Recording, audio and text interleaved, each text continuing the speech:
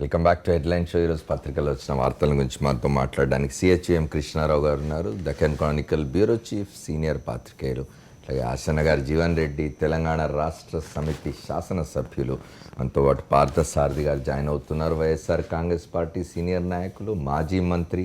విజయవాడ నుంచి వారు లైవ్లో జాయిన్ అవుతారు, మనతో మాట్లాడదాం. చందు సాంబశివరావు గారు జాయిన్ అవుతారు, తెలుగుదేశం పార్టీ సీనియర్ నాయకులు, మనతో. తర్వాత ముందుగా కృష్ణారావు గారితో మొదలు పెడదాం. కృష్ణారావు గారు, నిన్న మళ్ళీ కొద్దిమంది ఇంకో ఇన్స్టాల్మెంట్ తెలుగుదేశం పార్టీకి సంబంధించిన శాసనసభ్యులు తెలంగాణ రాష్ట్ర సమితిలో చేరారు, అధికార పార్టీలో చేరారు. అందులో ప్రధానంగా తీగల కృష్ణారెడ్డి, తలసాని శ్రీనివాస్ యాదవ్ ఇద్దరు కూడా తెలుగుదేశం పార్టీలో చాలా కాలంగా ఆ తెలుగుదేశం పార్టీలో ఉన్నవారు.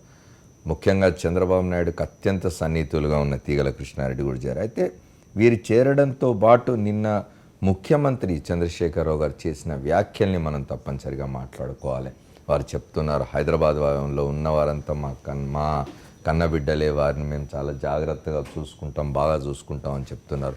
మధ్యలో కొంత తెలంగాణేతరులకు, అది ఆంధ్రప్రదేశ్ వారు కావచ్చు, ఇతర రాష్ట్రాల వారు కావచ్చు, ఇతర రాష్ట్రాల వారి కంటే ఎక్కువ ఆంధ్రప్రదేశ్ సంబంధించిన వారు ఎవరైతే ఇక్కడ సెటిల్ అయి ఉన్నారో వాళ్ళలో కొంత ఆందోళన ఉండింది. మధ్యలో అక్కడక్కడ ముఖ్యమంత్రి, ఇతర మంత్రులు మాట్లాడుతున్న మాటలు, ఇక్కడ ఉండాలంటే మాకు సాల్యూట్ చేయాలి, మా దగ్గర ఉండాలనుకుంటే మాకు లొంగి ఉండాలని మాట్లాడిన మాటల నుంచి నిన్న చేసిన వ్యాఖ్యల దగ్గరికి వచ్చినట్టయితే మీరేం ఎట్లా వ్యాఖ్యానిస్తారు?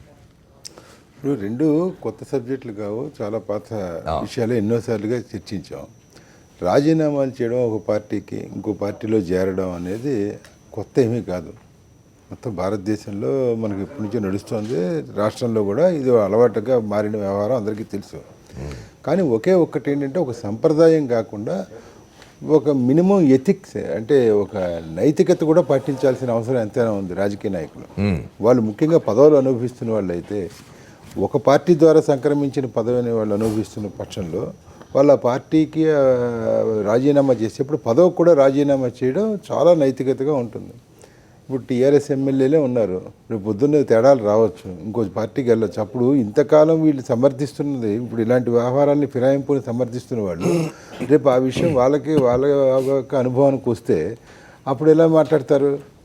ఎందుకని గతంలో ఎన్టీ రామారావు గారు చేసినట్టుగా 1982లో పార్టీలో తీసుకునేప్పుడు నలుగురు కాంగ్రెస్ శాసనసభ్యులు ఆయన దగ్గరికి వస్తే మీరందరూ రాజీనామాలు చేసి రండి అని ఆయన ఇన్సిస్ట్ చేశాడు. అప్పుడు చేస్తే కొందరు వెళ్ళిపోయారు, మేము రాజీనామా చేయము, అలా అయితే మేము ఓవర్గా ఎమ్మెల్యేగా కొనసాగుతూ వస్తామని అంటే కుదరదు అన్నాడు ఆయన.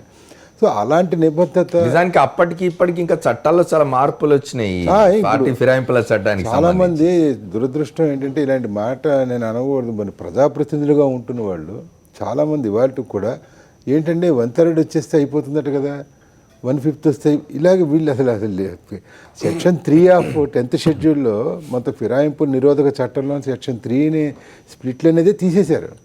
తీసేసిన తర్వాత కూడా వాళ్ళు ఇంకా అదేంటా ఇదేంటా అంటారు. అందులో అది ఎప్పుడైంది, 2001లో వాజ్పేయి గారు ప్రధానమంత్రిగా ఉన్నప్పుడు 93 ఆర్టికల్ మన కాన్స్టిట్యూషన్ అమెండ్మెంట్ పాస్ అయ్యి అమల్లో ఉంది. అది ఒకళ్ళు వెళ్ళినా 10 మంది వెళ్ళినా పార్టీ మొత్తం వెళ్ళినా ఎక్సెప్ట్ మెర్జర్ తప్ప దేర్ నో స్ప్లిట్టింగ్లో. అది అయినా కూడా ఇంకా 1/3 మాట్లాడుతున్నారు. సో ఇక్కడ చాలా సింపుల్గా చెప్పాలంటే నైతికతకి సంబంధించిన వ్యవహారం ఇది. ఒక పార్టీ ద్వారా వచ్చింది కాబట్టి ఇవాళంటప్పుడు ఇండివిజువల్కి కాదుగా ఓటేసేది, ఒక పార్టీ గుర్తుకు వేస్తాం, మనిషికి వేయం. అక్కడ ఆ పార్టీకి సంబంధించిన గుర్తుకి ప్రజలు ఓటేస్తారు. అక్కడ పార్టీ వ్యక్తి రెండూ ప్రాధాన్యత కాబట్టి రాజీనామా చేసేప్పుడు పార్టీ ద్వారా సంక్రమించిన పదవి వదులుకోవడం అనేది చాలా ఉత్తమోత్తమం. కొందరు చేశారు అలాగా. గతంలో వైఎస్ఆర్ కాంగ్రెస్ పార్టీకి కొందరు ఫిరాయించిన మాట వాస్తవం. అయితే వాళ్ళు ఫిరాయించినప్పుడు రాజీనామాలు చేశారు. అది యాక్సెప్ట్ చేయకపోవడం, ఆ రోజు నాదెళ్ల మనోహర్ గారు అది మనం చూసాం, కొన్ని చేశారు, కొన్ని చేయలేదు, కొన్ని అలాగా మురగబెట్టారు అలాగా. బట్ వీళ్ళు రాజీనామా చేయడం వీళ్ళ నైతికత. రెండోది, ఇక్కడ అవతల ముఖ్యమంత్రి గారి సమక్షంలో చేరినప్పుడు ముఖ్యమంత్రి స్థాయి వ్యక్తి ఈ షుడ్ ఇన్సిస్టెడ్, ఏమంటే మీరు ఇలా వస్తున్నారు బాగోలేదు, మీరు రాజీనామా చేయండి, బై ఎలక్షన్ జరిగితే మళ్ళీ తీసుకుంటాం, మళ్ళీ గెలిపించుకుందాం, అలా మాట ఎక్కడ అనకుండా ఏదో మొత్తానికి బంగారు తెలంగాణ అని హెడ్లైన్ పెట్టడం చేసేస్తున్నారు. అక్కడ అవతల ఆయన చేస్తున్నాడు. స్వర్ణ ఆంధ్రప్రదేశ్ అనే మాట చెప్పడం, ఇప్పుడు కొత్తపల్లి గీత గారు అరకొనేమి నంద్యాల ఎస్పీ అసలు స్టార్ట్ అయిందే చంద్రబాబు నాయుడు గారితో మొదలైంది. పార్లమెంట్ సభ్యత్వానికి ప్రమాణ స్వీకారం చేయకముందే మొదలైంది. దాన్ని ఈయన ఇప్పుడు వీళ్ళు విమర్శించలేకపోతున్నారు. ఏదో గుమ్మడికాయ దొంగంటే భుజాలు ఏదో అంటారు చూసారా, అలాగే వీళ్ళు విమర్శించలేని హక్కు కోల్పోయారు తెలుగుదేశం వాళ్ళు కూడా. మరి అవతల జరుగుతున్నది ఏమిటనేది కూడా వస్తుంది. సరే ఎలా ఉన్నా అది ఒకటి. నెంబర్ 2 కేసీఆర్ గారిది, ఆయన అధికారంలోకి వచ్చి రాగానే ఆయన్ని చాలామంది తెలంగాణలో సెటిల్ అయినటువంటి, నేను సెటిలర్ని, నేను ఇక్కడ పుట్టలేదు, నేను ఎక్కడి నుంచో ఎక్కడో పుట్టాను ఆంధ్రాలో, ఇక్కడ ఉద్యోగరీత్యా ఇక్కడ ఉన్నాను. చాలామంది ఇక్కడ సెటిల్ అయిన వాళ్ళు కూడా తెలంగాణను అభిమానించిన వాళ్ళు అలా చాలా కొన్ని వేల లక్షల మంది ఉన్నారు. జనాభా పరంగా కూడా 80 లక్షలు ఉంటారంటారు మొత్తం తెలంగాణలో. మరి అది ఎంత కరెక్టో జీవన్ రెడ్డి గారు తేలాలి. ఎందుకంటే ఆయన నిజామాబాద్లో ఎక్కువ సెటిలర్స్ ఉన్న ప్రాంతం నుంచి కూడా ఎక్కువ మంది సెటిలర్స్ ఉంటారు నిజామాబాద్ జిల్లాలో. అటువంటిది ఒక చిన్న పరిణామం ఏం జరిగిందంటే, ఇక్కడేమో ఏప్రిల్ 30 తారీఖున ఎన్నికలు జరిగాయి, అక్కడేమో మే 7వ తారీఖున ఎన్నికలు జరిగాయి. ఇక్కడ ఓటేసిన వాళ్ళు మరి ఏమిటో 3 లక్షలు 4 లక్షలు మరి కట్టలు కట్టుకుని అలా బస్సులు వేసుకుని మళ్ళీ అక్కడికి వెళ్ళి ఓటేశారండి. అక్కడికి ఇక్కడ వెళ్ళి ఒక చోటే కదా ఓటు వేయాల్సింది, ఓటు హక్కు ఉండాల్సిందే. ఇక్కడ ఓటేసి అక్కడ ఓటేసి అక్కడి నుంచి ఏదో కొంచెం తేడా వచ్చినట్టుంది. రెండోది మొత్తం ఎన్నికల ఫలితాలు చూస్తే మొత్తం జీహెచ్ఎంసీకి సంబంధించిన వ్యవహారం హెచ్ఎండిఏ పరిధిలో అవి చూస్తే కేవలం 3 స్థానాలే టీఆర్ఎస్ గెలిచింది. భారతీయ జనతా పార్టీ 5 గెలిచినా, తెలుగుదేశం పార్టీ 7 గెలిచినా, అవన్నీ ఇక్కడ గెలిచిన వాళ్ళు. సో దాంతో ఇది లాభం లేదు. రేపు పొద్దున మనం ఇక్కడ కూడా అసలు మన ఈ రాష్ట్ర రాజ్యాన్ని మనం ఏదో చాలా బ్రహ్మాండంగా గ్లోబల్ సిటీ చేయాలనుకుంటే ఇక్కడ బలం లేకపోతే ఎలా అని ఈయన ఇది ఎంకరేజ్ చేశాడు. బట్ ఒకటి, ఈ సెటిలర్స్ వ్యవహారం మీద ఈయన తర్వాత వచ్చిన స్టేట్మెంట్లు, ఈ ఫాస్ట్ స్కీము వ్యవహారం ఇవన్నీ చూసిన తర్వాత చాలా ఆందోళన చెందిన మాట వాస్తవం. సెటిలర్స్ అనేవాళ్ళు అటువంటిది. రెండోసారి మొదట ఆయనే మొదలెట్టాడు, అందరూ ఇక్కడ పుట్టిన వాళ్ళందరూ మన బిడ్డలే, అందరూ తెలంగాణ వాళ్ళే, అందరిని గౌరవించుకుంటాం, రెడ్ కార్పెట్ వేస్తామని గతంలో ఆయన ఎలక్షన్ టైం కన్నా ముందరే ఆయన ఎజిటేషన్ నడుపుతున్నప్పుడే చెప్పాడు. ఇప్పుడు మళ్ళీ అది రిపీట్ చేశాడు. అంటే చాలామంది భయాందోళన వ్యక్తం అవుతున్నాయి. మనం వీళ్ళ వ్యవహారం లేకపోతే సాగదనో, లేకపోతే వీళ్ళని అనవసరంగా మనం ఇప్పుడు పెద్ద వీళ్ళని విస్మరించడమో, వీళ్ళని విమర్శించడమో చేయడం వల్ల ఉపయోగం లేదు మనకి. వీళ్ళు ఎవరెక్కడ పోతారు? పౌరులు అనేది ఇండియన్ భారత పౌరసత్వం ఒకటి చట్టం కదా మనకి. ఇక్కడో పౌరసత్వం, అక్కడో పౌరసత్వం లేదు. ఒకటి ఏంటంటే ఇక్కడ ఉన్న వాళ్ళు ఇక్కడ సంప్రదాయాన్నో ఇక్కడ దాన్నో గౌరవించాలనేది అది చాలా తప్పేమీ లేదు అందులో. ఇప్పుడు ఉత్తరప్రదేశ్లో ఉన్నప్పుడు ఉత్తరప్రదేశ్ సెంటిమెంట్తోనే నడవాలి. మనం బాంబేలో కూడా మనం ఇక్కడే ఉంటాం, అమెరికాలో వీళ్ళు కూడా మన అమలాపురంలో ఉన్నట్టే ఉండాలి అని అంటే అది కుదరదు. అమెరికా చట్ట ప్రకారం అమలాపురం వాడైనా ఏలూరు వాడైనా ఉండాల్సిందే. అదే పద్ధతి ఇక్కడ వర్తిస్తుంది.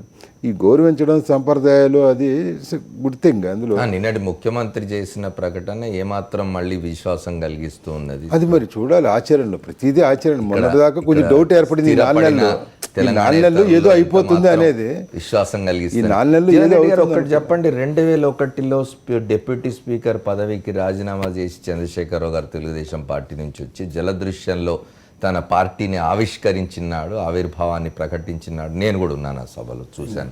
రిపోర్టర్గా వెళ్ళాం, మేమంతా విలేకరులుగా వెళ్ళాం, నేను కృష్ణారావు గారు రిపోర్ట్ చేశాం. ఆ రోజున ఆయన చాలా స్పష్టంగా మాట్లాడింది ఏమిటి అంటే, పొట్ట చేత పట్టుకొని వచ్చిన వాళ్ళందరినీ మేము గౌరవిస్తాం, పొట్టగొట్టడానికి వచ్చే వాళ్ళని మాత్రమే మేము వ్యతిరేకిస్తాం, వాళ్ళనే ఇక్కడి నుంచి వెళ్ళగొడతాం అని చెప్పాడు. అసలు ఆ రోజున ఆయన మాట్లాడిన మాటలు మనం గుర్తు చేసుకుంటే, కుష్టి వ్యాధిగ్రస్తుడినైనా నేను కౌగిలించుకుంటాను, బొంత పురుగునైనా ముద్దు పెట్టుకుంటాను, తెలంగాణ రాష్ట్ర సాధన కోసం అందరినీ కలుపుకుపోతాను, ఆంధ్రులు మా సోదరులు అని మాట్లాడినవారు. తర్వాత కాలంలో చాలా మార్పు వచ్చింది. ముఖ్యంగా తెలంగాణ రాష్ట్రం ఏర్పడిన తర్వాత, ముఖ్యమంత్రి అయిన తర్వాత కూడా ఆయన చేసిన ప్రకటనలు, వ్యాఖ్యానాలు చాలా ఆందోళన కలిగించాయి తెలంగాణేతరుల్లో. నిన్నటి ఆయన ప్రకటన మళ్ళీ ఏమైనా విశ్వాసం కలిగిస్తుందా, లేక ఎందుకు ఆయన ప్రకటనలో కాళోజీ జయంతిలో వరంగల్లో మాట్లాడుతూ ఇక్కడ ఉండాలనుకుంటే మాకు సెల్యూట్ చేయాల్సిందే అన్న ముఖ్యమంత్రి మళ్ళీ నిన్నెందుకు ఇట్లా మాట్లాడినారు, ఏం మార్పు వచ్చింది ఇంతలో అనేది మీరు చెప్పాలి. ముందుగా ఏంటంటే ఉద్యమం క్రమంలో జరిగిన విషయాలన్నీ వేరు. 2001 నుంచి 2014 వరకు. ఇప్పుడు అధికారంలోకి వచ్చిన మేము చెప్పినాం, ఎప్పుడైనా బతుకు తెరువుకో సమస్యల గురించి మా పంచాయతీ కాదు, మా ప్రాంతాన్ని, మా నీళ్ళని, మా నిధులను, మా ఉద్యోగాలను, మా నీళ్ళని దోసుకపోయే వాళ్ళ గురించి మా పంచాయతీ, మా కొట్లాట, మా ఉద్యమం గది, మాకు తెలంగాణ గట్ల కావాలని చెప్పినాం. ఇవాళ మేము చాలా స్పష్టంగా చెప్తున్నాం, ఈ ప్రాంతంలో ఉన్న వాళ్ళు నిజంగా కూడా మా బిడ్డల్లాగా చూసుకుంటాం. వాళ్ళ గురించి మొన్న హైదరాబాద్ సెక్యూరిటీ విషయంలో కూడా డిస్కషన్ చేసినప్పుడు ఇట్లాంటి ప్రాంతీయ విభేదాలు రాకూడదని చెప్పి కూడా ఇంటెలిజెన్స్లో కూడా చెప్పడం జరిగింది రాష్ట్ర ముఖ్యమంత్రి వర్యులు. అంటే మేమేమంటామంటే పుట్టకూటికో సంవత్సరాల గురించి మా నిజంగా కూడా మా పంచది కాదు, ఇప్పటికి ఈ ప్రాంతంలో పుట్టిన వాళ్ళను మా కన్న బిడ్డల్లాగా మా అన్నదమ్ములుగా మేము చూసుకుంటాం. మేము ఉద్యమ భాగంలో కూడా గడిచిన 14 సంవత్సరాలు చాలా స్పష్టంగా చెప్పినాం, అన్నదమ్ములుగా విడిపోదాం, ఆత్మీయులుగా కలిసి ఉందామని చెప్పినాం. అదే భావాన్ని మేము కొనసాగిస్తున్నాం. దానిలో భాగంగానే ఈ ప్రాంతంలో ఉన్నటువంటి కృష్ణరావు గారు చెప్పినట్టు సెటిలర్స్ కానీ ఇతరులు అందరికీ కూడా మేము ఖచ్చితంగా ఏదైతే ఇప్పుడు ఆ అపనమ్మకం మొన్నటిదాకా జరిగిందో ఆ అపనమ్మకాన్ని తీసేయడానికే నేను రాష్ట్ర ముఖ్యమంత్రి గారు చెప్పారు. ఖచ్చితంగా వాళ్ళని మా కళ్ళల్లో పెట్టుకొని చూసుకుంటాం, మా కన్న బిడ్డలుగా చూసుకుంటామని చెప్పి తెలియజేస్తూ ఉన్నాం. ఇకపోతే ఫిరాయింపుల గురించి ఇందాక కృష్ణారావు గారు నైతికత గురించి కూడా మాట్లాడుకోవాలి కదా. కనీసం తీగల కృష్ణారెడ్డి, నాకు తెలిసి తీగల కృష్ణారెడ్డి గారు చంద్రబాబు నాయుడు గారు అధికారంలో లేని నాడు చంద్రబాబు నాయుడు గారు తెలుగుదేశం పార్టీ ప్రధాన కార్యదర్శిగా ఉన్న నాటి నుంచి ఆయనకు ఎన్టీ రామారావు గారు బ్యాచ్, ఎన్టీ రామారావు గారి నుంచి చాలా చంద్రబాబు నాయుడు గారికి చాలా దగ్గరగా, దాదాపుగా ఆయనకు ఒక అంగరక్షకుడిగా వ్యవహరించిన వ్యక్తి తీగల కృష్ణారెడ్డి. ఇప్పుడు గతంలో కూడా అన్ని పార్టీలు గడిచిన 2004 నుంచి కానీ 2000 అంతకుముందు 96లో కానీ 2004లో కానీ 2009లో కానీ ప్రతిసారి పార్టీ ఫిరాయింపులు అన్నీ. మేము తెలంగాణ ఉద్యమంలో కాలంలో కూడా మా పార్టీ నుంచి 11 మంది ఎమ్మెల్యేలని వైఎస్ రాజశేఖర్ గారు తీసుకోవడం జరిగింది. కానీ మీరు ఇక్కడ 2 రాష్ట్రాలను అబ్జర్వ్ చేస్తూ ఉంటే చాలా స్పష్టంగా ఇప్పుడు 2 రాష్ట్రాలు 2 కౌల రాష్ట్రాలుగా ఏర్పడ్డాయి. ఒకవైపు ఆంధ్రప్రదేశ్, మరొక వైపు తెలంగాణ రాష్ట్రం ఏర్పడింది. అక్కడ చంద్రబాబు గారు ముఖ్యమంత్రి గారు ఉన్నారు, ఇక్కడ మా రాష్ట్ర ముఖ్యమంత్రులు గౌరవనీయులు కేసీఆర్ గారు ఉన్నారు. సేమ్ సిచ్యువేషన్లో 2 ప్రాంతాల్లో కూడా పార్టీ ఫిరాయింపులు జరుగుతూ ఉన్నాయి. ఎగ్జాంపుల్ తీసుకోండి, ఇప్పుడు మా ప్రాంతంలో అన్ని పార్టీల నుంచి ఇంక్లూడింగ్ బీజేపీ నుంచి కూడా మా రాష్ట్ర ముఖ్యమంత్రి వారు చేస్తున్న అభివృద్ధి, తీసుకున్న కీలక నిర్ణయాలు, బంగారు తెలంగాణ నిర్మించుకున్న దశలో వీళ్ళ బాధ ఏంటంటే గతంలో తెలంగాణ ఉద్యమంలో పాల్గొనలేక దురదృష్టవత్తు మేము తెలంగాణ ద్రోహులుగా మిగిలిపోయాం. కనీసం బంగారు తెలంగాణ నిర్మించుకునే దశలోనైనా మేము కేసీఆర్ గారితో ఈ రాష్ట్ర ముఖ్యమంత్రితో ఉంటామని చెప్పి అన్ని పార్టీలు, విచిత్రం ఏంటంటే అన్ని పార్టీల నుంచి తెలంగాణ రాష్ట్ర ద్రోహులుగా మిగిలిపోయారు. తెలంగాణలోని తెలుగుదేశం వారంతా కూడా తెలంగాణ రాష్ట్రం కావాలని చెప్పి, నిజానికి తెలంగాణలోని తెలుగుదేశం వారి ఒత్తిడి వల్ల దీని వల్లనే కదా చంద్రబాబు నాయుడు గారు లేఖ కూడా ఇవ్వాల్సి వచ్చింది. లేఖ ఇచ్చిన అట్లా 39 రాష్ట్రాల్లో 37 రాష్ట్రాల్లో మా నాయకులు లేఖలు తీసుకున్నాడు, ఒక్క రాష్ట్రం కాదు. ఇది జరిగింది. వీళ్ళ ఉద్దేశం ఏంటంటే తెలంగాణ ఉద్యమంలో ద్రోహులుగా ఉన్నాం, కనీసం బంగారు తెలంగాణలో ఉందామని చెప్పి వీళ్ళు రావడం జరుగుతుంది. ఒక విషయం ఏంటంటే ఇక్కడ తీగల కృష్ణారెడ్డి గారు కానీ, తలసాని శ్రీనివాస్ యాదవ్ కానీ, తుమ్మల నాగేశ్వరరావు కానీ పార్టీ ఫౌండర్స్, అంటే పార్టీ అధికారంలో లేనప్పటి నుంచి వీళ్ళు, అప్పటి నుంచి ఉన్న వాళ్ళు కూడా ఆ నాయకుడిపై నమ్మకం లేక, ఆ ప్రభుత్వంపై నమ్మకం లేక, ఆ నాయకుడిపై నమ్మకం లేక ఈరోజు మా పార్టీలో చేరుతున్నాం. సేమ్ టైంలో సైమల్టేనియస్గా ఆంధ్రప్రదేశ్లో తీసుకుంటే అక్కడ విచిత్రం అండి, అక్కడ కూడా ఆ ప్రభుత్వం అధికారంలో ఉంది, కేంద్రంలో కూడా కేంద్ర ప్రభుత్వం అధికారంలో ఉంది. మరి అక్కడ బీజేపీలో పార్టీల నాయకులు చేరుతూ ఉన్నారు. మరి అదేవిధంగా ఇక్కడ చేరినట్టుగా తెలంగాణ రాష్ట్రంలో చేరాలి కదా, ఇక్కడ తెలంగాణ రాష్ట్రంలో చేరినట్టు అక్కడ టీడీపీలో చేరాలి కదా, టీడీపీలో చేరకుండా అక్కడ బీజేపీలో చేరినట్టు ఇక్కడ బీజేపీలో చేరాలి కదా. బీజేపీ కూడా జాతీయ పార్టీ కదా. అంటే ఇక్కడ చాలా స్పష్టంగా ఈ నాయకుడిపై నమ్మకం, మేము చేస్తున్న కీలక నిర్ణయాలు, ఇవాళ మేము తీసుకున్న వాటర్ గ్రిడ్ అనుకోండి, రేపు బడ్జెట్లో పెట్టబోతున్నాం, చాలా విచిత్రమైన విషయాలు చెప్పబోతున్నాం. వ్యవహారం, రాజీనామా, నైతికత, అది నైతికత అంటున్నారు సార్. ఇప్పుడు ప్రజాస్వామ్యంలో పార్టీ ఫిరాయింపులు జరుగుతూ ఉన్నాయి, లేటెస్ట్గా అనేక చట్టాలు కూడా వస్తూ ఉన్నాయి. కానీ చట్టాలను ధిక్కరించుకుంటూ అవుతుంది. అవసరమైతే గత తెలంగాణ ఉద్యమంలో మేము రాజీనామాలు చేసినప్పుడు రాజీనామాలు చేసి కొట్లాడినాం, అదే మా పార్టీలోకి వచ్చినప్పుడు కూడా రాజీనామాలు చేసి కొట్లాడారు కాబట్టి మేము ధిక్కరిస్తామంటారా? మేము ధిక్కరించట్లేదు. రేపు రానున్న రోజుల్లో ఒకవేళ ఆ అవసరాలు వస్తే, ప్రజలు నిర్ణయిస్తే మీరు పోటీ చేయాలంటే ఖచ్చితంగా పోటీ చేసి గెలిపించుకుంటాం. ఇంత బ్రహ్మాండమైన ప్రజా అభివృద్ధి కార్యక్రమాలు చేస్తూ ఉన్నప్పుడు మా పార్టీలో చేరిన వాళ్ళు ఖచ్చితంగా గెలుస్తారు రాజీనామా చేసి కూడా. దమ్ము సత్తా ధైర్యం ఉంది కాబట్టి చేయలేరు. ఎందుకంటే 4 నెలల కింద గెలిచిన వాళ్ళు ఇప్పుడే పార్టీ ఫిరాయింపులు చేస్తే ప్రజలు వ్యతిరేకిస్తారని అనుకుంటారు జైన్ గారు కదా. సాంబశివరావు గారు 2 విషయాలు, ఒకటి నైతికతకు సంబంధించింది, రెండవది తెలుగుదేశం పార్టీ వ్యవస్థాపక దినం నుంచి వెంట ఉండి పార్టీతో ఇదిగా ఉండి పదవులు అనుభవించి ఇదంతా చేసి ఇప్పుడు వెళ్తూ తెలుగుదేశం పార్టీ కాంట్రాక్టర్ల పార్టీ అని చెప్తూ ఉన్నారు. వీటిని రెండింటిని ఎట్లా చూస్తారు? మూడోది ముఖ్యమంత్రి గారు నిన్న చేసిన ప్రకటన. మళ్ళీ ఫస్ట్ ఆఫ్ ఆల్ మనం నైతికత, న్యాయబద్ధత చూస్తే వీళ్ళు చేస్తుంది ఏది న్యాయబద్ధత కాదండి. న్యాయబద్ధత కానప్పుడు నైతికత మీద మనం మాట్లాడుకోవటం అనేది ఇండివిజువల్ కేసు అయిపోద్ది, ఇండివిజువల్ వ్యవహారం అయిపోద్ది. అంటే మన ఎలక్షన్స్ మొత్తంగా అదే జరుగుతున్నది కదా ఇక్కడ. కాబట్టి అందరూ ఆంధ్రప్రదేశ్ నిజానికి ఎవరు మినహాయింపు కాదు. మహారాష్ట్రలో కొద్ది స్థానాలు తగ్గి వచ్చిన భారతీయ జనతా పార్టీ కూడా శివసేన నుంచో ఎన్సీపీ నుంచో లేదా ఇండిపెండెంట్ నుంచో కొంతమంది లాక్కోవాలనే ప్రయత్నం చేసిందనే వార్తలు చదివాం మనం కాబట్టి పేపర్లలో. ఎలక్షన్ కమిషన్ ఆఫ్ ఇండియా దీనికి పటిష్టమైన రూల్స్ చేయటమే కాకుండా దాన్ని అమలు జరిగేలాగా చూడటం, దాన్ని స్పీకర్ల చేతిలో పెట్టేసి లాస్ట్ సెషన్లో తేల్చడం కాకుండా ఒక పార్టీ ఒక చిహ్నం మీద ఒక సింబల్ మీద గెలిచిన వ్యక్తి ఇంకో సింబల్లోకి వెళ్ళాలి అంటే ముందు ఇక్కడ రాజీనామా చేయాలి, మళ్ళీ రీఎలక్షన్కి వెళ్ళాలి. గెలిస్తే మీరు ఎక్కడికైనా వెళ్ళొచ్చు, ఏ పార్టీలో గెలిస్తే ఆ పార్టీలోకి వెళ్ళొచ్చు. Right. This is the fundamental requirement for elections. దాన్ని మనం వైలేట్ చేస్తున్నాం. Through out the country violation జరుగుతుంది. దీంట్లో నేను ఆంధ్రప్రదేశ్ని సమర్థించట్లేదు, తెలంగాణని సమర్థించట్లేదు, బీజేపీని సమర్థించలేదు, ఎవరిని సమర్థించలేదు. I think that is the fundamental weakness in our system. దాన్ని కరెక్ట్ చేయాల్సిన బాధ్యత ఉంది, అందరికీ ఉంది, ఈసీకి ప్రధానంగా ఉంది. వాళ్ళు ఎందుకు ఇంత వెసులుబాటు ఇస్తున్నారో నాకు అర్థం కావట్లేదు. మీరు నైతికత అన్నారు. నైతికత మీద ప్రజాస్వామ్య సిస్టమ్స్ మనుగడ సాధించలేవు. కాబట్టే మనకు చట్టాలు ఉన్నాయి, కాబట్టే చట్టాలకు లోబడి మనం పనిచేయాలి. ఏ వ్యవస్థ అయినా సరే నైతికత మీకు ఒక రకంగా నైతికత ఉంటుంది, నాకు ఒక రకంగా నైతికత ఉంటుంది. మన ఇద్దరిది ఒక రకంగా ఉండాల్సిన అవసరం లేదు. నాకు 2 కొడుకులు ఉంటే నైతికత, మీకు 10 మంది కొడుకులు ఉంటే నైతికత. మరి మన అది ఎలా సాధ్యం అవుద్ది? ఒక కంట్రీలో ఒక అంబ్రెల్లా కింద ఉండాలన్నప్పుడు. కాబట్టి చాలా అంశాల్లో ఈ విభేదాలు వస్తాయి. చట్టం ఈజ్ ఫైనల్.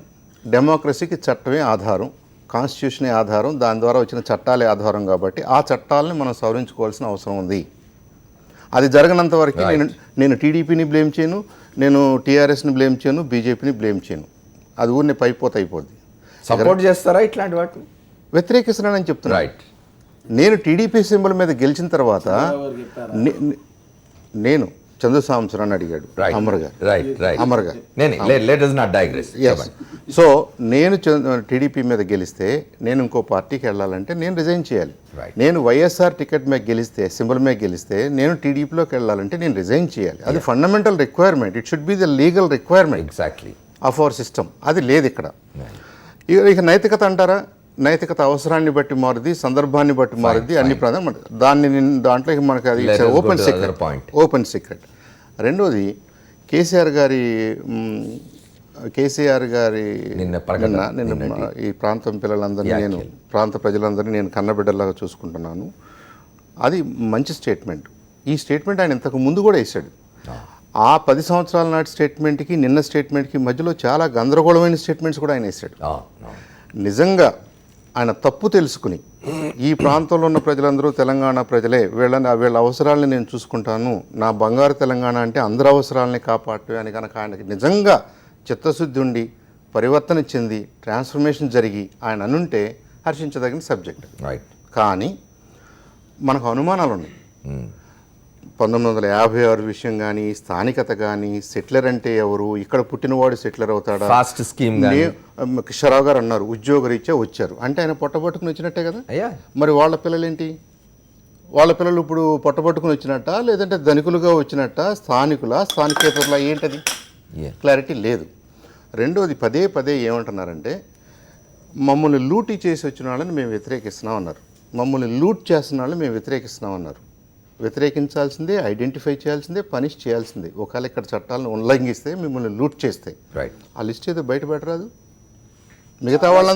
మిగతా వాళ్ళందరి మీద ఈ క్లౌడ్ ఎందుకండి? కరెక్ట్గా 10 మందో 50 మందో 100 మందో మీకు దొరుకుతారేమో. ఏ రకంగా వాళ్ళు లూట్ చేశారని మీరు అనుకుంటున్నారో ఆ రకంగా లీగల్గా దొరికితే వాళ్ళని ఐడెంటిఫై చేసి చక్కగా మనం ఒక లిస్టు పబ్లిష్ చేసి, నిన్న కనుక వేరే బ్యాంకుల వాళ్ళు మనకి ఇదిగో మా అకౌంట్ హోల్డర్స్ వీళ్ళలో న్యాయబద్ధం ఎవరో ఇల్లీగల్ ఎవరో మీరు తేల్చుకోవడానికి మనకు లిస్ట్ ఇచ్చారు. అలాగే మీరు కూడా ఒక లిస్ట్ ఇచ్చేసి పబ్లిక్లో పెడితే, ఇదిగో ఈ 50 మంది ఆంధ్ర ప్రాంతం నుంచి వచ్చారు, తెలంగాణ ప్రాంతాన్ని లూట్ చేశారు, మిగతా వాళ్ళ మీద ఏం ప్రాబ్లం లేదు అని చెప్పగలిగితే మనకి ఎవరికి అనుమానాలు లేవు. జీవన్ రెడ్డి గారు మీ దగ్గరికి వస్తాను, పార్సాది గారితో ఒకసారి మాట్లాడి మీ దగ్గరికి వస్తాను, నేను జ్ఞాపకం పెట్టుకోండి. పార్సాది గారు చెప్పండి, పార్టీ ఫిరాయింపులకు సంబంధించి సరే నైతికత అనేసరికి చంద్రసాంబశివరావు గారు అంటున్నారు నైతికత అనేది ఒక్కోళ్ళకో రకంగా చూస్తున్నారు కాబట్టి చట్టాలు ఉన్నాయి మనకు, ఆ చట్టాలని మరింత పటిష్టం చేసుకోవాలని చెప్తున్నారు. ఇక్కడ జీవన్ రెడ్డి గారు ఒక కామెంట్ చేసినారు ఏమిటంటే తెలంగాణలో అధికార పార్టీ అయిన టీఆర్ఎస్ వైపు ఇతర పార్టీల వాళ్ళు చూస్తుంటే ఆంధ్రప్రదేశ్లో అధికార పార్టీ అయిన తెలుగుదేశం వైపు కాకుండా బీజేపీ వైపు ఎందుకు చూస్తున్నారని అడుగుతున్నారు. మీరు ఎట్లా చూస్తారు దీన్ని? ఇప్పుడు ఈ పార్టీ ఫిరాయింపులు అనేది ఈ ఆంధ్రప్రదేశ్లో ఇటీవల కాలంలో పెద్ద ఇష్యూ అయిపోయింది. ప్రజల సమస్యల కంటే కూడా ఈ పార్టీ ఫిరాయింపులు అనేది మీడియాలో చాలా అట్రాక్ట్ అవుతా ఉంది. మరి ఎందుకో అది అంత అవసరమో కాదో నాకు తెలియదు. కానీ ఇప్పుడు చట్టాలు కూడా కొంతమందికే పేదవాడి మీద ఇంప్లిమెంట్ చేయడానికే చట్టాలు అన్నట్టు ఉన్నాయి ఈ పరిస్థితి చూస్తుంటే. నైతికత అంటున్నారు, నైతికత కేవలం చేరే వాళ్ళకే కాదు, చేర్చుకునే వాళ్ళకి కూడా ఉండాలి. ప్రభుత్వాలు కూడా ఇప్పుడు చట్టాలు చేసిన ప్రభుత్వాలే వాటిని ఉల్లంఘించి వస్తా ఉంటే వాళ్ళని ఆహ్వానించినప్పుడు ఉభయల గురించి మాట్లాడుతున్నాం పార్సాది గారు, ఉభయల గురించి మాట్లాడుతున్నాం, చేరే వాళ్ళను చేర్చుకునే వాళ్ళు. ఇప్పుడు అసలు ఎప్పుడైతే బలహీనం అవుతుందో చట్టం ఎప్పుడైతే బలహీనం అవుతుందో అదే చట్టాన్ని డైరెక్ట్ ఆటోమేటిక్ గా ఇంప్లిమెంట్ అయిపోతుంది అని ఏదైనా ఉంటే అప్పుడు వీళ్ళు ఏదైనా ఆలోచిస్తామో భయపడతామో ఏదైనా ఉంటుంది.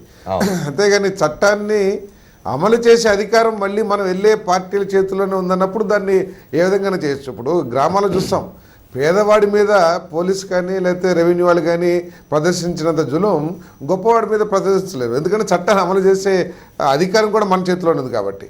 కాబట్టి ఇది ఒకటి నైతికత, తర్వాత చట్టాలను అమలు చేయటం కానివ్వండి, చట్టాలంటే భయం కానివ్వండి లేకపోవటం మూలంగా ఇవన్నీ జరుగుతున్నాయని చెప్పేసి భావిస్తాను. తర్వాత వ్యక్తిగతం, ఇప్పుడు మొన్న మా పార్టీ నుంచి ఒక ఎంపీ వెళ్ళారు.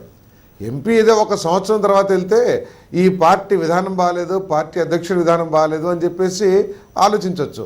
గెలిచి ఇంకా ప్రమాణ స్వీకారం చేయకముందే వేరే పార్టీలోకి వెళ్తే ఇంకా వాళ్ళ గురించి ఏం మాట్లాడాలనేది కూడా అర్థం కాని పరిస్థితి. కాబట్టి దాని గురించి మరి చట్టాలు బలవంతం చేస్తే, బలోపేతం చేస్తే కానీ వీటి గురించి ఆగదు. అదేవిధంగా ప్రభుత్వాలు కూడా, అధికారంలో ఉన్న పార్టీలు కూడా దీని గురించి ఆలోచించాల్సిన అవసరం ఉంది. చట్టాన్ని నిజంగా ఇంప్లిమెంట్ చేయాలా వద్దా, లేకపోతే అక్కర్లేదనుకుంటే కనుక తీసేసేయండి.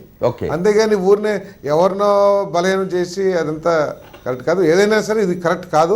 పార్సాది గారు మారేటప్పుడు మళ్ళీ విమర్శించడం, ఇంకొకరు విమర్శించేసి వెళ్ళిపోవటం ఎంత కూడా కరెక్ట్ కాదని చెప్పేసి. పార్సాది గారు, చంద్రశేఖరరావు గారు మారిన మనిషి అనుకుంటున్నారా నిన్నటి ప్రకటన చూసిన తర్వాత? గారు అట్లా మాట్లాడుతూ ఆయనకు ఒక ఆయుధం, తెలంగాణ ప్రజల్లో ఉద్రేకాన్ని రెచ్చగొట్టడానికి, తెలంగాణ ప్రజల్లో ఆంధ్ర ప్రాంత వాళ్ళ మీద ఒక విధమైన విద్వేషాన్ని రెచ్చగొట్టి తెలంగాణ ఉద్యమాన్ని బలోపేతం చేసుకున్నారు. ఈరోజు ఈ స్టేట్మెంట్ ఇవ్వటం చాలా ఆహ్వానించదగ్గ విషయం. ఎందుకంటే ఆ ప్రాంతంలో వాళ్ళు ఆ పార్టీ మీద కానీ ఆ ప్రభుత్వం మీద కానీ ఒక భయపడే వాతావరణం మనం హైదరాబాద్లో చూస్తాం. మైండ్లు కొట్టేస్తారు, లేకపోతే ఇంతకుముందు వార్తలు కూడా చాలా వచ్చాయి, మీరంతా వెళ్ళిపోతారంట కదా, ఈ ఫ్లాట్లన్నీ మాకే ఇచ్చేస్తారంట కదా అని చెప్పేసి రకరకాలు ఉన్నాయి. ఇప్పటికైనా సరే చంద్రశేఖరరావు గారు అటువంటి స్టేట్మెంట్ ఇవ్వటం తప్పకుండా అక్కడ సెటిలర్స్లో ఒక స్థైర్యాన్ని నెలకొల్పుతుందని చెప్పి భావిస్తా ఉన్నాను. తెలంగాణ అయినా ఆంధ్ర అయినా మనంతా కూడా భారతదేశీయులు, అది మాత్రం మనం గుర్తించాల్సిన అవసరం. ఓకే, థ్యాంక్ యూ పార్సాది గారు. ఆంధ్రప్రదేశ్ రాజధాని గురించి కూడా మాట్లాడుకోవాలి. రాజధాని కమిటీ నిన్న సమావేశమైంది. జీవన్ రెడ్డి గారితో మాట్లాడే ముందు ఒక షార్ట్ బ్రేక్ తీసుకుందాం, తర్వాత జీవన్ రెడ్డి గారితో మాట్లాడదాం. Welcome back. జీవన్ రెడ్డి గారు, క్విక్గా మీ కామెంట్ ఫినిష్ చేస్తే ఆంధ్ర రాజధాని దగ్గర పోదాం. సాంబశివ గారు చాలా స్పష్టంగా చెప్పారు. ఇప్పుడు నేను ఒకటే అన్నారు, లూటీ చేసిన లిస్ట్ అని అన్నారు. మేము 2001 నుంచి ఇప్పటిదాకా చెప్తానే ఉన్నాం, 2 పార్టీల మీద మా వైఖరి ఎత్తున్నాం. తెలుగుదేశం పార్టీ కిటికీలు దబ్బుకపోతే కాంగ్రెస్ వాళ్ళు కూన పెంకలు ఎత్తుకపోయారు అని చెప్పినాం, దర్వాజాలు దబ్బుకపోయారు అని చెప్పినాం. అంటే అంత లెవెల్లో దోపిడీ జరిగిందని చెప్పినాం. స్పష్టంగా ఏంటంటే హైదరాబాద్ ప్రాంతంలోని చుట్టుపక్కల ల్యాండ్స్ అన్ని అత్త సొమ్ము అల్లుడు దానం చేసిరట. ఆ ప్రాంత సీఎంలు ఉండే ఈ ప్రాంతంలో వైఎస్ రాజశేఖర రెడ్డి గారు కానీ చంద్రబాబు గారి గతంలో కోకాపేటలో ఒకటే అమర్ గారు ఒక ఎగ్జాంపుల్ చెప్తాం. కోకాపేటలో 1 ఎకరం రైతుకు 8 లక్షల నష్టపరిహారం ఇచ్చారు. ఇమ్మీడియట్లీ దాన్ని 8 కోట్ల రూపాయలకు ఈ రాష్ట్ర ప్రభుత్వం టెండర్ వేసిందండి. ఇవాళ రైతు రోడ్డు మీద ఉండి తిండికి బువ్వలేక ఇప్పుడు మా ప్రభుత్వం ఇచ్చే ఇళ్లలో ఉండడానికి అప్లికేషన్ పెట్టుకుంటారు. ఎంత దారుణం అండి ఇది! దోసుకపోవడం కాకపోతే ఆ ప్రభుత్వం అండి వైఎస్ రాజశేఖర రెడ్డి గారు తీసుకున్న నిర్ణయాలు లక్షల ఎకరాలను దోసుకపోయారు. అదేవిధంగా చంద్రబాబు గారు తీసుకున్న నిర్ణయాల వల్ల మా ప్రాంత భూములన్నీ కొల్లగొట్టుకోపోయారు. మరి ఆ విజయవాడ, విశాఖపట్నం, గుంటూరులో అప్పుడు ఇయ్యలేరే భూములు, అన్ని భూములు ఇవ్వాలి. ఖరీదైన మా ప్రాంతంలో భూములను దోసుకపోయారు. ఒకటి. రెండోది, మా నాయకుడు మారాలి అని మారితే ఆయన వైఖరి మార్చుకుంటే మంచిది అని అంటారు. మా నాయకుడు వైఖరి చాలా స్పష్టంగా ఉంది. మారలేదంటారా వైఖరి? ఉంది, చాలా స్పష్టంగా ఉంది. ఆంధ్ర ప్రాంత ఇక్కడ ఎవరైతే సెటిలర్స్ ఉన్న వాళ్ళ మీద, ఎందుకంటే 2001 నుంచి 2013 వరకు దాదాపుగా కొన్ని వేల సభల్లో చెప్పిండు అన్నదమ్ములుగా కలిసి ఉందాం, ఆత్మీయులుగా విడిపోదామన్నాడు. అదేవిధంగా పొట్ట కూటి కోసం వచ్చిన వాళ్ళ గురించి కాదు మా పంచాది, పొట్ట కొట్టడానికి వచ్చిన వాళ్ళ గురించి మా పంచాది అని చెప్పిండు. ఈ రోజు కూడా ఈ ప్రాంతంలో ఉన్నటువంటి పొట్ట కూటి కోసం ఉన్నటువంటి ఆంధ్ర ప్రాంత నాయకుల గురించి, ఆంధ్ర ప్రాంత ప్రజల గురించి మేము చాలా స్పష్టంగా, నిజంగా నేను కూడా చెప్తున్నా, మా కన్నె బిడ్డలుగా తీసుకుంటాం. అవసరమైతే వాళ్ళకు ఒక స్పెషల్ టెలిఫోన్ నంబర్ ని టోల్ ఫ్రీ పెట్టి వాళ్ళ సెక్యూరిటీ గురించి అంత పరిస్థితి రాకపోవచ్చు. భారతదేశంలో ఏ ప్రాంతం వాళ్ళు ఎక్కడైనా నివసించవచ్చు. కానీ ప్రాబ్లం ఏంటంటే ఉద్యమం జరిగిన తరుణంలో కొన్ని తారతమ్యాలు వస్తాయి. కాబట్టి ఒక్క జమ్మూ కాశ్మీర్ లో నిజంగా ఆంధ్ర ప్రాంత ప్రజల కన్న బిడ్డలుగా చూసుకుంటామని చెప్పి మా నాయకుడు చెప్పిండు. మేము చాలా సంతోషిస్తున్నాం.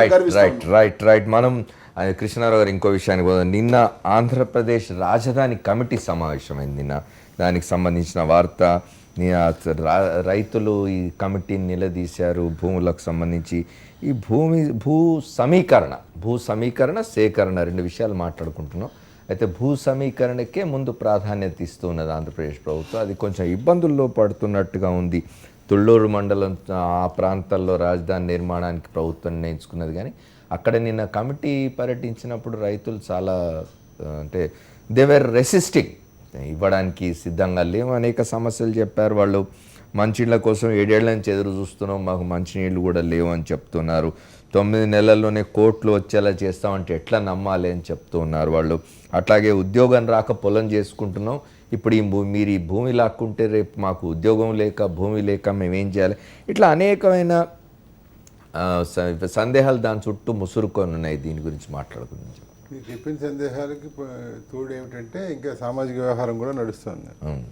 ఆ పక్క అమ్మ వాళ్ళు ఏవో ఉన్నాయి, వాళ్ళు వదిలేశారు, మనం పట్టుకున్నారు, లేకపోతే మాకు పట్టుకున్నారు, వాళ్ళు వదిలేశారు, ఇలాంటి కార్యక్రమాలు కూడా ఉన్నాయి. ఒకటి సహజంగా ఇలాంటివన్నీ సహజమైనటువంటి పరిణామాలు ఇవి. ఒక రాష్ట్ర రాజధానికి సంబంధించిన భూసేకరణ అంటే అది ఊరికే అర్రీబుర్రీగా ఇవాళ చెప్పగానే అందరూ వచ్చేసి 2 సార్లు ఊరికే పెట్టేసుకోండి అని ఎవరు అనరు. ఎందుకంటే భూమి అనేది అతనికి సంబంధించిన యజమానిదారికి సంబంధించిన వ్యవహారం. అది మీరు రాష్ట్ర రాజధాని కడతారా, ఇండస్ట్రీకి ఇస్తారా, ఇంకోటి ఇస్తారా అయినప్పుడు అతని హక్కును అతను పోగొట్టుకునేప్పుడు అతని ప్రయోజనాలు అతను చూస్తాడు. ఇవాళ మనకు భూసేకరణ చట్టాలు రకరకాల 85లో రాజీవ్ గాంధీ గారి హయాంలో వచ్చింది ఎలా ఉన్నా 2013లో వచ్చిన చట్టం చూస్తే మరీ దారుణంగా ఉంది. అంటే దారుణం మీన్స్ ఇలా లాక్కోవడానికో ఏదో చట్టం ప్రకారం 6A కిందో దాని కింద బలవంత భూసేకరణ కానీ, కన్సెంట్ భూసేకరణ కానీ, దేనికైనా ఇలా ఉండాలని కొన్ని నియమాలు నిబంధనలు ఉన్నాయి. మామూలుగా ఏదో 1 ఎకరానికి 1 ఎకరం కాకుండా 1 ఎకరానికి 2.5 ఎకరాలు వేరే చోట ఇవ్వాలని ఇలా రకరకాల వ్యవహారాలు అవే ఉన్నాయి. ఇక్కడ సంబంధించి ఏంటంటే ఈ తుళ్ళూరు మండలం ఇది ఏపీ గవర్నమెంట్ యాజ్ ఫెల్ట్ అది అక్కడే మంచిగా ఉంటుంది, ఇది రివర్ ఫ్రంట్ ఉంటుంది ఇలాగే. అయితే ఆ దొండపాడు గ్రామాల్లో అక్కడ ఇక్కడ ఏంటంటే రెసిస్టెన్స్ చేస్తున్నారు. రాష్ట్ర ప్రభుత్వం చెప్పేది ఏంటంటే 1 ఎకరం తీసుకుంటే మీ దగ్గర, అంటే మనం యావరేజ్గా మాట్లాడుతుంటే 1 ఎకరం అంటే 10 ఎకరాలు తీసుకోవచ్చు, 100 ఎకరాలు తీసుకోవచ్చు. 1 ఎకరం తీసుకుంటే మీకు ఏడాదికి 25,000 రూపాయలు ఇస్తాము, అలా 10 ఏళ్ళు ఇస్తాం. 10 ఏళ్ళ తర్వాత మేము రాష్ట్ర రాజధాని ఏర్పాటు చేస్తాం కాబట్టి మీ ఎకరానికి అంటే మీ 4,444 గజాలకి మీకు 1000 గజాలు ఇస్తాము. డెవలప్ 1000 గజాలు అనుకుంటా, 700 నుంచి 1000 గజాల మొత్తానికి 60 ఇలా ఇస్తాము. అది డెవలప్డ్ ల్యాండ్ ఇస్తాం. డెవలప్డ్ ల్యాండ్ చేస్తే అప్పుడు మీకు కోట్ల రూపాయలు అవుతుంది. ఇప్పుడున్న దానికన్నా ఎక్కువ రేటుకి మీరు ఇదే అమ్ముకోవచ్చు, ఇంకా ఎక్కువ డబ్బు కూడా వస్తుంది అనేది ఒక బిల్డప్ అది అలా నడుస్తుంది. చాలామంది ఇలా చేసే బదులు లేదు మేము ఉన్నదే ఇప్పుడు అమ్మేసుకుంటాం, ఇప్పుడు రేట్లు రియల్ ఎస్టేట్ వ్యవహారం భూమి మేము అమ్మేసుకుంటాం అని వాళ్ళు అంటున్నారు. ఒకటి ఇందులో 60-40 అని ఒక రేషియో ఉంది. అంటే 60 గవర్నమెంట్, 40 మళ్ళీ అతనికి ఇచ్చేట్టు లేదు. మేమే 60 తీసుకుంటాం, నువ్వే 40 తీసుకొని కొందరు రైతులు అంటున్నట్టు ఇవాళ పత్రికల్లో వాటిలో వచ్చి మాకు 60 ఇవ్వండి, మీరే 40 తీసుకోండి అని అది నడుస్తుంది. ఇప్పుడు నవంబర్ 1వ తేదీ నుంచి ఐ థింక్ 15 రోజుల పాటు ఇదే కార్యక్రమం పెట్టుకునే వాళ్ళు అక్కడ కూర్చున్నాయి. ఎందుకంటే ముందు ల్యాండ్ అంతా గవర్నమెంట్ స్వాధీనం ఏదో పద్ధతిగా ఇది ఇంత అని అంటే మీ ల్యాండ్ అనుకో నా ల్యాండ్ వాడికి ఒక కన్సల్టెన్సీకి ఇస్తారు. నెక్స్ట్ రాష్ట్ర రాజధాని నిర్మాణం ఇన్ని ఎకరాలు ఇక ఈ ప్లేస్లో అంటే అప్పుడు కన్సల్టెన్సీ గారు వచ్చి వాడు ఏదో చేసి ప్లాన్ తయారవుతుంది. దాని ప్రకారం ఇంప్లిమెంటేషన్ ఇవన్నీ కూడా 3-4 ఏళ్లలో అవ్వాలి అని అనుకున్నప్పుడు కొంచెం ఫాస్ట్గా నడిపించారు. కనీసం 2019 ఎన్నికలకి దీన్ని చూపిద్దామనేది చంద్రబాబు నాయుడు గారి ఆకాంక్ష. ఇక రాష్ట్ర రాజధాని ఇలా కట్టాను అలా కట్టాను, ఇప్పుడు హైటెక్ సిటీ ఇలా చూపించాడు, ఆయన చూపించడం మంచిదే. ఆయన ప్రయత్నం తప్పడం లేదు, ఆయన ఒక షోకేస్ చేద్దాం అనుకుంటున్నాడు. అది ఇక అసలు కార్యక్రమం మొదలవుతుంది. అయితే ఇక్కడ రైతులకి 2-3 రకాల హక్కులు ఉంటాయి. కోర్టుకు వెళ్ళొచ్చు, వాళ్ళు గవర్నమెంట్తో నెగోషియేషన్ బాగున్నప్పుడు బాగోవచ్చు. ఇండివిజువల్ రైతు కాబట్టి మీరు బలవంతంగా పూలింగ్ అన్నప్పుడు ఇలాంటి కార్యక్రమం, లేదంటే పుల్లింగ్ కార్యక్రమం కూడా ఉంది. అంటే బలవంతంగా లాక్కోవడం అంటే ఇలా అంటారు కంపల్సరీ ఏదో something land acquisition, forcible land acquisition కూడా రైట్ ఎప్పుడు ఉంటుంది, రైట్ ఉంటుంది. అదే చెప్పి ఇందాక 6 ఉంటుంది land acquisition act number section 60 ప్రకారం అది కూడా లాక్కునే హక్కు ఉంటుంది. సో ఇక్కడ పుల్లింగా అనేది వాళ్ళు చూసుకుంటే, వీళ్ళు కోర్టుకు వెళ్ళాలా లేదే, కోర్టుకు వెళ్ళడం, ఛాలెంజ్ చేయడం, ఇవన్నీ కూడా లీగల్ లిటిగేషన్లు కూడా ఎక్కువ అయ్యే అవకాశాలు ఉన్నాయి. ఇది ఎండ్ కాదు. ఐ థింక్ ఇంకా రేపు పొద్దున్న కమిటీ 1వ తారీఖు దిగినప్పుడు ఇంకొంచెం ఇది సహజం. మీరు ఒక చోటకి వెళ్ళి ల్యాండ్ ఎక్విజిషన్ కానీ మామూలుగా కొండెక్కి కూర్చోవడం వాళ్ళది, ఇవి మామూలు. చూద్దాం ఎలా పరిష్కారం. రైట్. మిగతా పెద్దలతో మాట్లాడింది ఇంకొక షార్ట్ బ్రేక్ తీసుకుందాం. జీవన్ రెడ్డి గారు మీరేమంటారు? వాస్తవంగా భూముల గురించి గతంలో రాజ్యాలు కోల్పోయినాయి, యుద్ధాలు వచ్చినాయి భూముల గురించి. ఇలా ప్రజల మధ్య, ప్రభుత్వాల మధ్య కూడా ల్యాండ్ యాక్విజిషన్ చట్టం ద్వారా తీసుకుంటామంటే నిజంగా యుద్ధమే వస్తుంది. ఎందుకంటే ఖరీదైన ల్యాండ్స్ ఇలా ఒక రైతు మామూలు 1 ఎకరంలో పండిస్తే ఎంత వస్తుందో తెలియగానే ఈరోజు రాజధాని వస్తుందంటే ఎకరానికి 8 కోట్లు, 6 కోట్లు, 14 కోట్లకు రియల్ ఎస్టేట్ వ్యాపారం పెరిగిపోయింది. అట్లాంటి తరుణంలో నీ భూమి గుంజుకుంటా అంటే ప్రజలు ఊరుకునే పరిస్థితి ఉండదు. ఆ ప్రభుత్వానికి కూడా అంత ఈజీగా లేటెస్ట్ ఇప్పుడు ఇతర దేశాల్లో ఏ విధంగా అయితే, ఇప్పుడు నేను చెప్తున్నా, మలేషియాలో మా రాష్ట్ర ముఖ్యమంత్రి గారితో వెళ్ళడం జరిగింది. అక్కడ పుత్రజయ మేము ఆ క్యాపిటల్ సిటీని చూసినాం. ఒక దేశ రాజధానిని 2500 ఎకరాలు చేయడం జరిగింది. ఆ విధంగా చంద్రబాబు గారు కూడా ఆ రాష్ట్రంలో చాలా తక్కువ ప్లేస్లో ఎక్కువ విస్తీర్ణం వచ్చేటట్లు, స్క్వేర్ ఫీట్స్ ఎక్కువ వచ్చేటట్లు ప్రభుత్వ విధి విధాలు నిర్మించుకునే విధంగా చేసుకుంటే ఈ ప్రజల మధ్య, ప్రభుత్వాల మధ్య యుద్ధం జరగదు.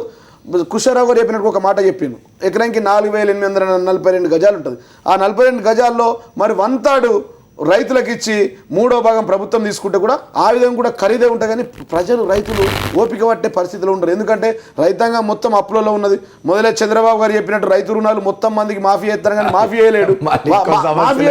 అక్కడ మాఫీ చేయలేడు కాబట్టి అదే రైతాంగం ఇలా వ్యతిరేకిస్తుంది. నువ్వు అక్కడ రైతు రుణాలు మాఫీ చేయలేవు, మళ్ళీ భూములు గుంజుకుంటా అంటే ఎట్లా అంటే ఆ వాళ్ళు రైతులే వీళ్ళు రైతులు. కాబట్టి మేమేం సజెస్ట్ చేస్తున్నామంటే, గతంలో చెప్పి చంద్రబాబు 25,000 ఎకరాలు అవసరం ఉంటే 50,000 ఎకరాలు తీసుకొని మిగతా భూమిని మేము టెండర్ల ద్వారా అమ్ముకొని వేలం వేసి మా రాష్ట్రాన్ని అభివృద్ధి చేసి, వాస్తవం కూడా రాష్ట్ర రాజధాని లేదు కాబట్టి ఆ ప్రభుత్వం అట్లాంటి ప్రయత్నం చేయొచ్చు. కానీ రైతుల మధ్య, ప్రభుత్వం మధ్య భూముల కోసం యుద్ధం జరిగే ప్రమాదం ఉంటుంది. కాబట్టి లేటెస్ట్గా పుత్రజయ లాంటి ప్లేస్లను చూసి అట్లా 3,000 ఎకరాలు, 2,500 ఎకరాల్లో రాజధాని నిర్మాణం చేసుకుంటే ప్రజలకు చాలా మంచిగా ఉంటుందని చెప్పి, ఎందుకంటే ఆ బాధ మాకు తెలుసు. చంద్రబాబు గారికి ల్యాండ్ అక్వేషన్ కింద మా తెలంగాణ ప్రాంత రైతాంగం పడ్డ బాధలు తెలుసు కాబట్టి మేము తెలియజేస్తాం. సాంబశివరావు గారు, చంద్రబాబు నాయుడు గారు టీంను తీసుకొని రాయపూర్ కూడా చూసి వచ్చినట్టుగా ఉన్నారు. హైదరాబాద్తో కంపారిజన్ ఉండకూడదు అని చాలా మంది చెప్తూ ఉంటారు. హైదరాబాద్ ఇట్లా ఉంది కాబట్టి కొత్తగా రాజధాని కూడా ఇట్లానే ఉండాలని అనుకోవాల్సిన అవసరం లేదు. ఇప్పుడు జీవన్ రెడ్డి గారు చెప్తున్నాడు పుత్రజయ 2500 ఎకరాల్లో మాత్రమే జరిగిందని. ఇట్లాంటివి జరుగుతున్నప్పుడు ప్రజలకు, ప్రభుత్వానికి మధ్య ఈ వైరుధ్యం ఉండకూడదు అనేది ఐ థింక్ దీని ఇవాళ నిజానికి కమిటీ హైదరాబాద్ కూడా మీట్ కాబోతున్నట్టున్నది. ఎస్ ఇప్పుడు దీని హిస్టారికల్ పర్స్పెక్టివ్ ఆలోచిస్తే అమర్ గారు, భారతదేశంలో చాలా దేశాల మాదిరిగా, if not all, many of the కంట్రీస్లో ల్యాండ్ ఓనర్షిప్ అనేది ఐడెంటిటీకి సంబంధించిన అంశం. భారతదేశంలో మరి ముఖ్యంగా నాకు ఎంతో కొంత ల్యాండ్ ఉంటేనే నాకు ఒక ఐడెంటిటీ ఉన్నట్టు, నా అస్తిత్వం ఉన్నట్టు, నేను జీవించి ఉన్నట్టు. కాబట్టి చూస్తారు, ఒకటి ల్యాండ్, రెండోది ఓటు హక్కు కదా. అలాంటప్పుడు దీంట్లో నాకు ఎంత ఆదాయం వస్తుంది అనేదానికంటే నాకు ఆ ల్యాండ్ ఉంది అనేదే గర్వకారణం. ఇది గుర్తించిన ఆంధ్రప్రదేశ్ ప్రభుత్వం బలవంతంగా ఎవరి దగ్గర ల్యాండ్స్ తీసుకోవాల్సిన అవసరం లేదండి. మీరు సహకరిస్తే, ఈ ప్రాంతంలో రైతాంగం సహకరిస్తే, కొంత మనం ల్యాండ్ పూల్ చేయగలిగితే, సమీకరించుకోగలిగితే ఇక్కడ మనం ఈ ఏర్పాట్లు చేసుకోవడానికి అవకాశం ఉందని చెప్పారు. I think that's a very rational argument అంతవరకు. ఇప్పుడు రైతులందరూ సహకరిస్తారా? రైతులు నిజంగా ఒక 50 ఎకరాలు, 100 ఎకరాలు పాకెట్స్గా పూల్ చేయగలమా అంటే చేయలేకపోవచ్చు. మళ్ళీ మనం డెమోక్రటిక్ కంట్రీ, మనలో హెచ్చుతగ్గులు ఉన్నాయి, ఆలోచన విధానంలో తేడాలు ఉన్నాయి. ఒక 50 ఎకరాల మధ్యలో 1 ఎకరమైన 2 ఎకరాలు అయినా నేను ఇవ్వను అని కూర్చున్నాడు అనుకోండి, నాకు దీంతో సంబంధం లేదని కూర్చున్నాడు అనుకోండి, obviously we cannot force him.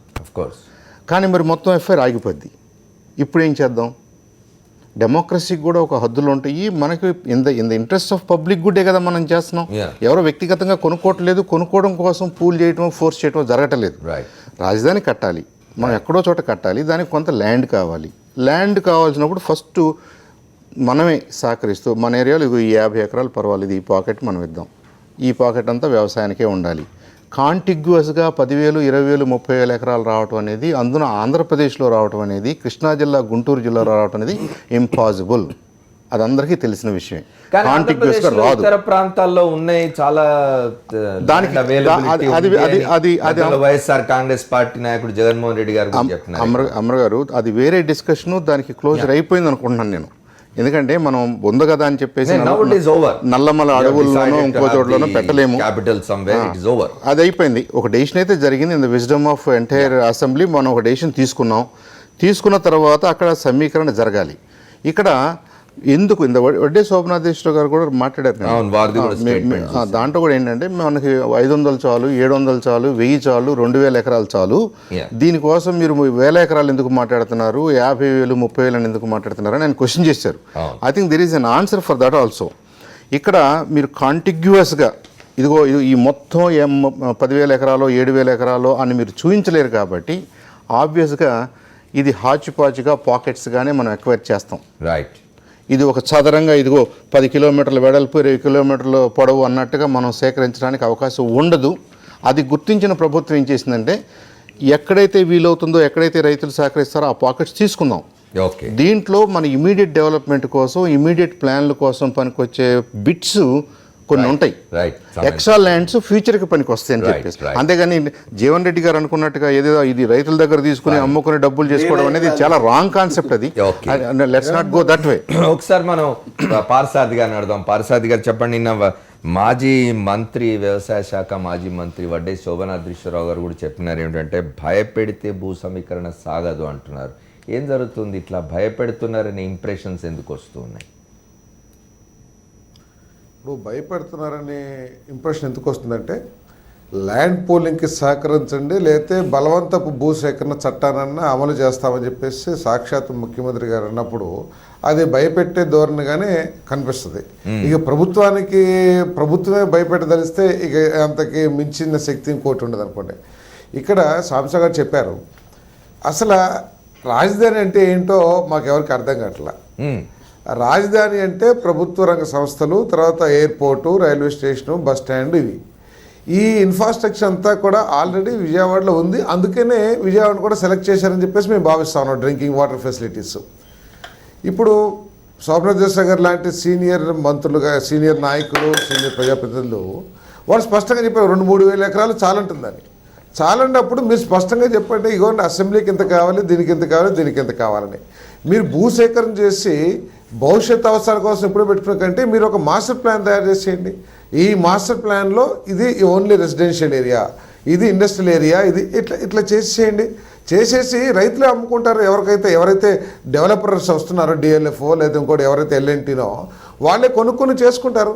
వాళ్ళు అమ్మేటప్పుడు గవర్నమెంట్ ఫ్రీగా ఇచ్చిందని చెప్పేసి తక్కువ రేట్లకి ఎక్కడ ఇస్తలేదు కదా, వాళ్ళు మార్కెట్ రేట్ల ప్రకారమే ప్రైవేట్ వాళ్ళకి ఇస్తున్నారు. తర్వాత కంటిగ్యూస్ బ్లాక్స్ లేవనంటున్నారు. ఉన్నాయండి సంస్థ గారు. ఆల్రెడీ కృష్ణా జిల్లాలో కూడా మన నోజివీడు మండలం కానివ్వండి, లేకపోతే ఆగిరిపల్లి మండలాల్లో 5,000, 6,000 ఎకరాలు ఉన్న బ్లాక్స్ ఉన్నాయి.